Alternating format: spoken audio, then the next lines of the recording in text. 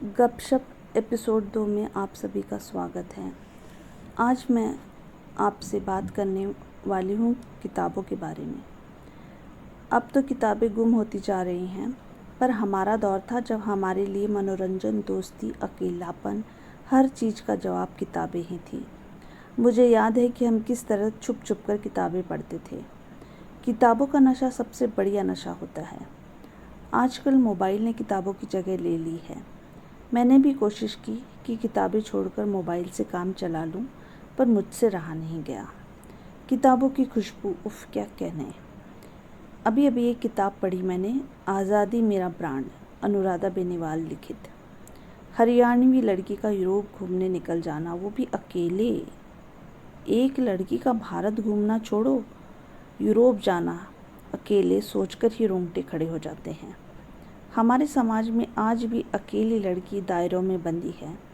वो अकेले कुछ जगह ही जा सकती है, सहेली के यहाँ, स्कूल, कॉलेज, ज़्यादा से ज़्यादा नौकरी करने।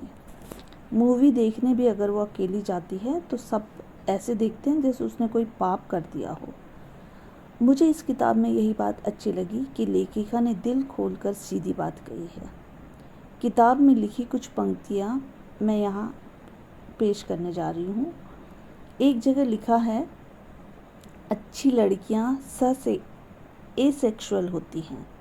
उन्हें न किसी के साथ हम बिस्तर होने का मन करता है, न किसी का हाथ पकड़ने का, न वे किसी की होंठ चूमना चाहती हैं, न किसी को बाहों में लेना चाहती हैं, न किसी की बाहों में खोना चाहती हैं, ना ही उनके पेट में तितलियाँ उड़ती हैं, और उड़ती भी हैं तो पहले कुल गोत्र, अच्छी नौकरी, यहाँ तक कि घर परिवार जैसी चीज़ें देखकर ही पंख खोलती हैं। एक सच हमारे समाज का इन पंक्तियों में बयान किया है। ये है एक अच्छी लड़की की परिभाषा। मेरे मन को ये पंक्तियाँ छू गई और मैं सोच में पड़ गई कि ये अच्छी बनने की जिम्मेदारी लड़कियों को ही दी गई क्यों है।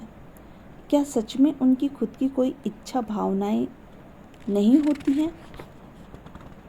जो लड़कियां लड़कों से दोस्ती करती हैं वो बुरी लड़कियां होती हैं। कपड़ों से निर्धारित होता है कि कौन अच्छी लड़की और कौन बुरी। समाज ने तो जैसे लड़कियों का अस्तित्व ही दांव पर लगा दिया।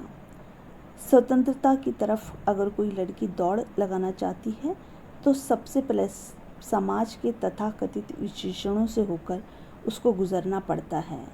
बिगड़ी हुई, ज़्यादा ही फॉरवर्ड, बदचलन, चरित्रहीन, रंडी, लूज कैरेक्टर, होर आदि पता नहीं क्या क्या।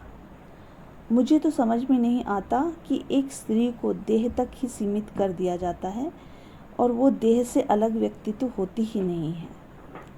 इस किताब में जो कुछ भी लिखा है मुझे भी सोचने पर मजबूर करता गया। एक लड़की का स्पष्ट रूप में प्रेम संबंध और उसको देखने का दृष्टिकोण, समाज की प्रतिक्रिया, यूरोप में भारतीय लड़कियों पर टीका टिप्पणी से लेकर आए अनुभवों के बारे में जिस तरह से बताया गया है वह बहुत अच्छा लगा। हमारे समाज में स्त्री की पवित्रता का संबंध और दकियानुसी विचारों पर भी चर्चा की गई है।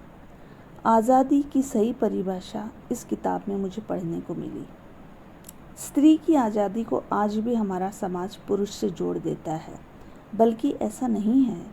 सड़क पर कभी भी चलने की आज़ादी, जब मन किया अपने लिए कुछ बनाने की आज़ादी, बिस्तर पर सोते रहने की आज़ादी, जिसके लिए लड़कों को कोई रोक टोक नहीं होती है, कहीं भी चल सकने की आज़ादी, अपनी मर्जी से कहीं आ जा सकना ही सही मायने में आज़ादी की निशानी है। जीवन को तर्क की दृष्टि से कोई भी लड़की नहीं देख सकती। वो तो बंधी बनाई सभ्यता में जकड़ दी जाती है और पुराने सब चली आ रही परंपराओं को मान लेती है।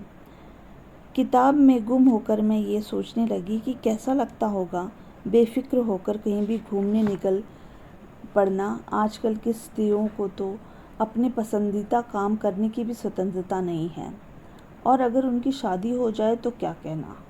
वो एक पत्नी, बहू, माँ बनकर ज़िंदगी गुजार सकती है, पर वो सिर्फ वो बनकर नहीं रह सकती। समाज उसे वो बनकर चैन से जीने नहीं देगा, कई विशेषणों से नवाजा जाएगा। हाँ, काफ़ी बदलाव आए हैं आजकल। स्त्रियां नौकरी करने लगी हैं, अपनी हॉबी संभालने लगी हैं, पर कब, जब उन्हें अपनी सभी जिम्मेदारियों से फुर्सत मिल रही है तब। खैर, मुझे लगता है स्त्रियां चाहे तो क्या नहीं कर सकती, वो अपने लिए जी सकती हैं, बशर्ते उन्हें इस बात को मान लेना चाहिए कि वो अपने लिए जीना चाहती हैं। किताबें पहले से हमारी विचार श्रृंखला में बदलाव ज़रूर किताबें पढ़ने से हमारी विचार श्रृंखला में बदलाव ज़रूर आता है। तो पढ़ते रहिए और समझते रहिए। आज के गपशप में इतना ही।